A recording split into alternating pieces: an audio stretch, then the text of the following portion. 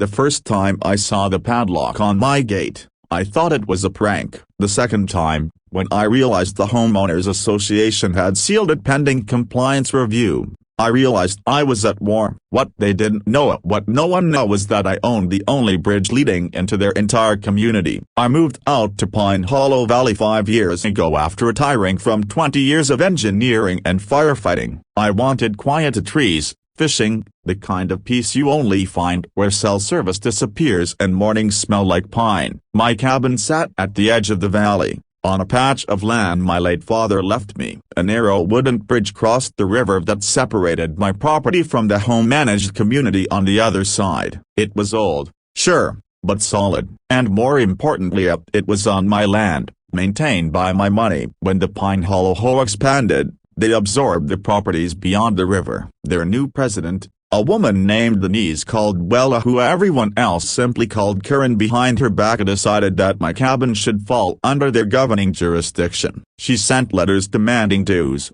rule compliance, and architectural approval for any visible structure upgrades. I ignored them all. I didn't live in her home. I lived outside it. Then, one Saturday morning, I woke to find my gate welded shut with the bright red notice of enforcement action sign bolted to it. According to the paper, I was in violation of community aesthetics and unauthorized occupancy. I almost laughed until I realized my dog was trapped inside the yard, and I couldn't drive out. That's when it hit me. They'd crossed the line. I called Denise. She didn't answer. Instead, she left me a voicemail that still makes my blood boil. "Don't comply, or you'll be removed." Simple as that. For the next few days, I climbed over the gate to reach my truck, driving through the woods to access the bridge. That's when I noticed something strange: heavy traffic, cars, delivery vans, and HOA board members using my bridge to reach their homes. And the kicker, the HOA had installed private property signs claiming it as theirs. They didn't realize that my father had built that bridge himself long before any HOA existed and had deeded it to me. That bridge was my inheritance,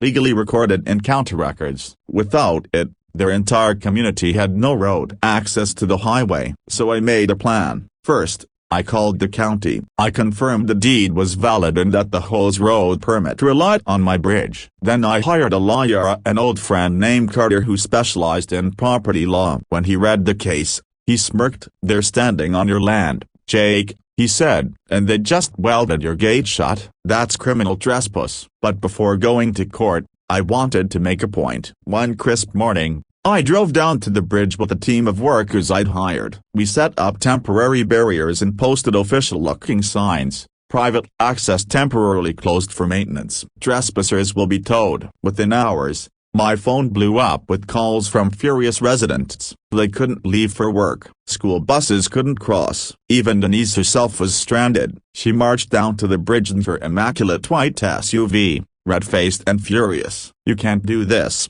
she screamed. "You're cutting off an entire community." I stayed calm. "Funny," I said, "that's exactly what you did when you sealed my gate." Her voice trembled with anger. "This is different. People rely on this road." I crossed my arms. "And I rely on being able to get out of my own home." She threatened to call the sheriff. I welcomed it. When the deputies arrived, they inspected both properties, checked the deeds, and realized the truth. The bridge was mine, the gate was mine, and Denise's enforcement action was entirely illegal. I'll never forget the look on her face when the sheriff turned to her and said, "Ma'am, you've been trespassing on Mr. Carter's property. You'll need to remove that lock immediately." The whole board was forced to apologize, but Denise refused. Instead, she called an emergency home meeting and tried to rally the residents against me, claiming I was holding them hostage. The residents, however, had seen the truth. They'd witnessed her arrogance, her constant power trips,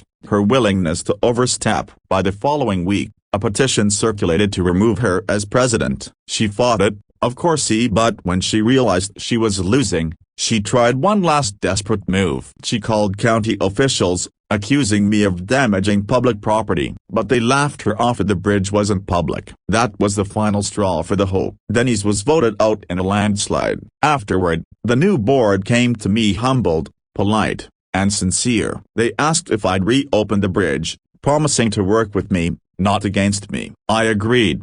under one condition: the HOA would fund proper maintenance for the bridge and publicly acknowledge my ownership. They did. When the gates reopened, there wasn't a word of hostility left in the valley. People waved when they crossed. A few even stopped by to thank me for standing up for myself. One evening, as I stood by the bridge watching the sun dip below the pines, Carter joined me. "You know," he said, "you could have just sued them and made a fortune." I smiled. It was never about money. It was about respect. You can't bully people who know what they own. That's the thing about power. Real power isn't in the loudest voice or the fanciest title. It's in knowing your worth, standing your ground, and letting your integrity do the talking. Because sometimes, the only bridge out a broken bar belongs to the one person the HOA shouldn't have messed with.